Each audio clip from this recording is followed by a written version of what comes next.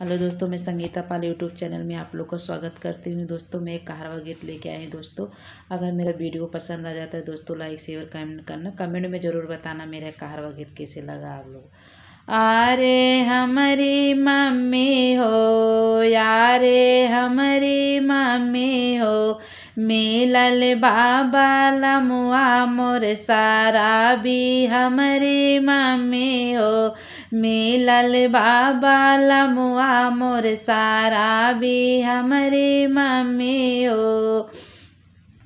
रातिया के दारू पी के आवई हमारी मम्मी हो, आवई हमारी मम्मी हो, बेलना के मरिया खूबई मारई हमारी मम्मी हो।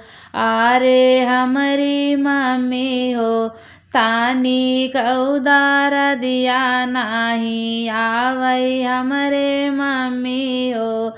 आरे हमारी मम्मी हो, मिलल बाबा लमुआ मोर सारा भी हमारी मम्मी हो।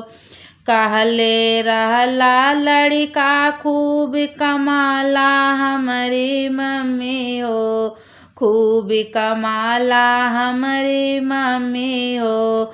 फूटल की समतिया हमारी बाटई हमारी मम्मी हो, बाटई हमारी मम्मी हो। मिलल बाबा लमुआ मोर सारा भी हमारे मम्मी हो, मिलल बाबा लमुआ मोर सारा भी हमारी मम्मी हो।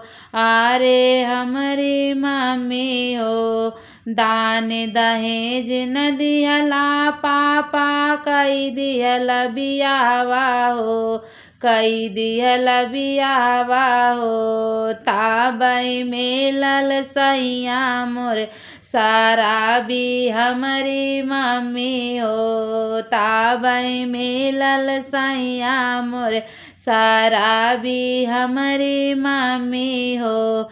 आरे हमारी मम्मी हो, आरे हमारी मम्मी हो, मिलल बाबा लमुआ मोर सारा भी हमारे मम्मी हो।